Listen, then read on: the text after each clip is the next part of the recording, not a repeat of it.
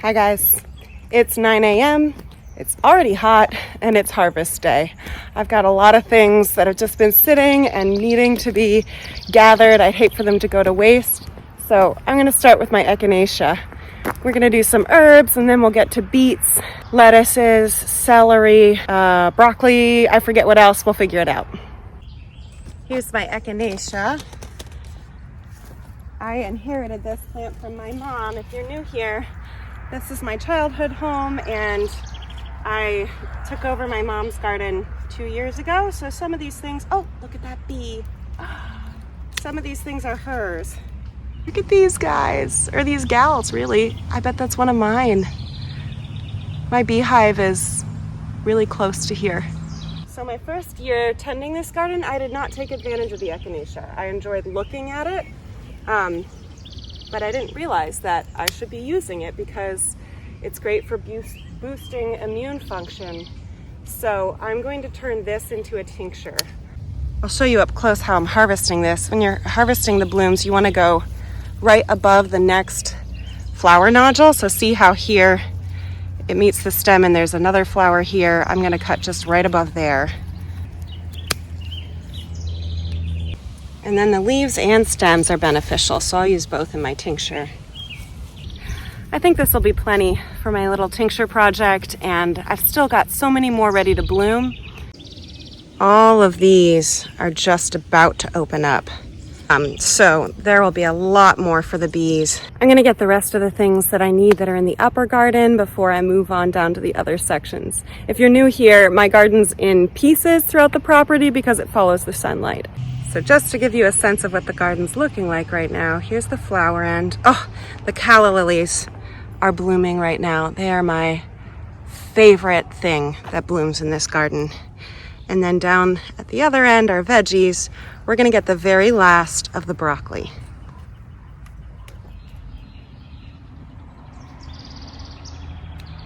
Let me show you all these little florets. This is too far gone. I should have harvested it sooner. It's bolting. It's not gonna have good flavor.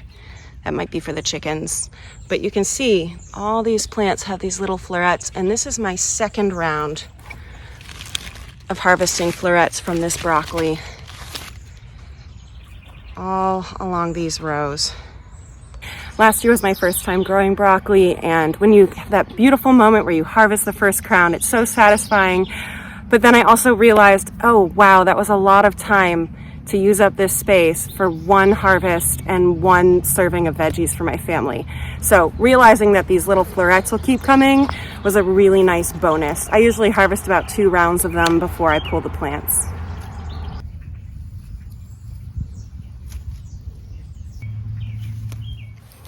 My phone just shut down because it's too hot. It's not even 10 a.m. I was just harvesting broccoli and talking to you and realized that none of it was being recorded. Wow. We're in the midst of a heat wave right now, and I bet a lot of you are too. Let me know what it's like where you are. But anyhow, here's my bonus broccoli harvest. That's definitely going to be enough for a stir fry or two. I've been on a stir fry kick lately, so I'm glad for this last little gift from these plants. They're going to come out of the ground. I think I'll plant green beans in their place. I got to move fast because it's just too crazy out here. Let's pull some bolting lettuce. I'll give that to the chickens, and we'll see what lettuce we can harvest that's actually worth eating ourselves as well. Sometimes I'm not sure if something should be chicken pile or family pile. So I just take a taste. That's not bitter. Add it to the family pile. I'm happy about that. And of course, normally I would harvest these just from the outside because they're a cut and come again, but we're at the end of lettuce season. I'm cutting the whole thing. Here's what I've got for the family. And here's my bouquet for the chickens. They'll love this little gift. Hi, ladies. Hi, girlies. I've got a present. You're gonna like it. No, it's not time to get out right now. Whoop, whoop, whoop. It always feels good to take something that would have been trash to us and make them really happy and know that it's gonna go into good eggs for us. Wow, it is bright. All right, that's it for the upper garden. Now we're gonna turn around For the herb garden, it's out on this terrace. Right here, I've got chamomile ready to harvest. Chamomile is something I try to harvest about every other day. Continual harvesting encourages the plant to keep putting out blooms. So it just has to be regularly harvested. I actually like it. I know it's a little bit tedious for a bit of tea, but I just enjoy the smell as I'm harvesting it, and I find it kind of peaceful and therapeutic to just stop and try to be present for a moment and smell the chamomile. Anything that's too old to harvest, like you can see this is done for, there's no petals left, I pull off, sprinkle it around so that those seeds will spread for next year. These plants were infested with aphids a couple weeks ago. I was disappointed because I like my chamomile. And I cut off the worst branches that were just covered. And I sprayed everything else with neem. And then every time I found a ladybug around the garden, I would just deposit her on the plant, hoping she would feast. Here's another one I'll spread for next year. A little investment in the 2026 garden. And it worked. I'm really happy. This is the best that the plants have looked since that infestation. Chamomile, check. Moving on to the lower garden, I am ready to harvest beets. I love harvesting root veggies. You put all this time and energy into something, and then on harvest day, you finally get to find out what you've been growing. So the beets are the thing I'm most excited about pulling today. I'm not gonna pull all of them. There's only a few that are ready, but I wanna make sure I pull the ones that are ready because there's some really tiny ones that need some more space to grow. I plant densely. So we've got bull's blood beets and golden beets. We're gonna pull a few of each. Let me give you a look down in here. I've been keeping an eye on this one. Look how nice and big it is. And then right next to it is something that's not peeking out at all, so I know that's tiny. So I'm gonna pull this guy, this beautiful golden beet, and give space for the others to develop.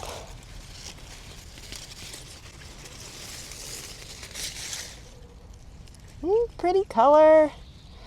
Golden beets are a little bit sweeter and more mild than red beets. These are a good size. I could let them get a bit bigger, but they'd lose some of their sweetness. This is about where I want them. I think that's the biggest one yet. That's the end of the goldens. Let's check on the bull's blood.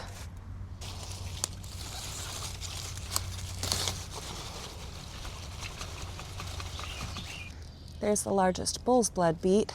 There were only 3 of those ready to harvest. Look at this guy. My husband just showed up. Those are not my hands. I don't know what he is. Yeah. But I know he's destructive. He's got to go. I imagine he is the reason for things like this.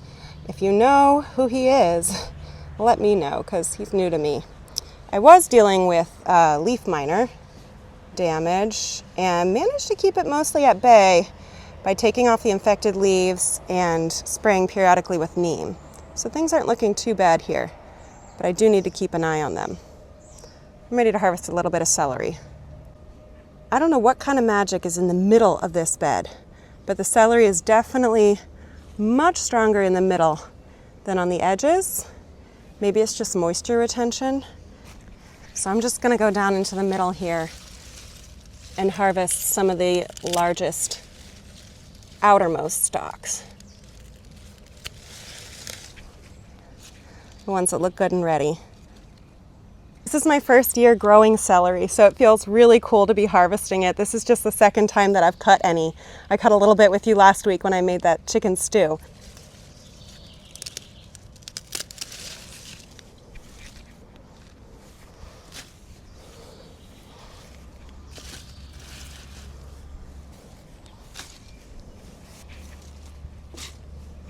I'm finding a lot of earwigs at the base of the celery. I don't know if they're a big threat or not. Like I said, I'm new to growing celery, so I'm gonna have to look that up, or let me know if you know. Do I need to be worried about all the earwigs? They are such gross creatures. Side note, my phone just shut down again because it's overheated just from being outside. It is so unbelievably hot. If anybody else is sweating while gardening right now, let me know I'm not alone. I'm hoping to wrap this up soon. I'm gonna harvest some peas and some mint, and then we're done. Show you what the pea bed looks like before I harvest. I'm trying to plant more densely this year and incorporate more flowers, mostly to help with pest control, but also good for attracting pollinators, and they're beautiful. They add to the experience of being out in the garden. So I've got carrots, peas, nasturtium, and then on the other side are more carrots. They're doing a little stronger.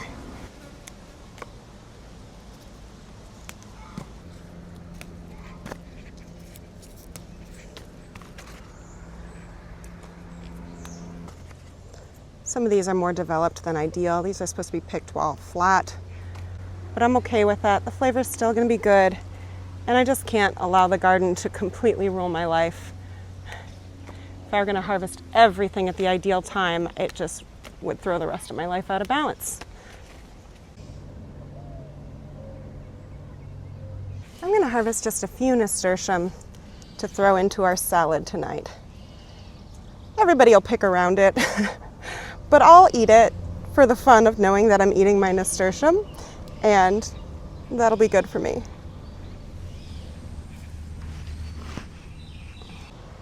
Our last stop is my mint patch. I follow some gardeners on Instagram, and I see a lot of hate for people who plant mint in ground because it does tend to take over an area, and the recommendation is to plant it in a pot because it's so aggressive. But I wanted it to take over this area. My mom planted it, but I'm happy that it's filling out this area because we drink mint tea all fall and winter and spring, and then we drink iced mint tea in the summer. So look at my mint doing a great job of taking over this patch of the garden.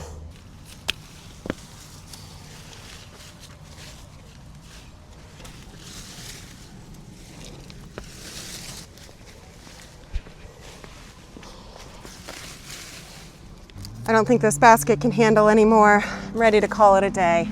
Gonna get this harvest inside. My lettuce is totally wilted. It looks terrible. I'm gonna go tend to everything.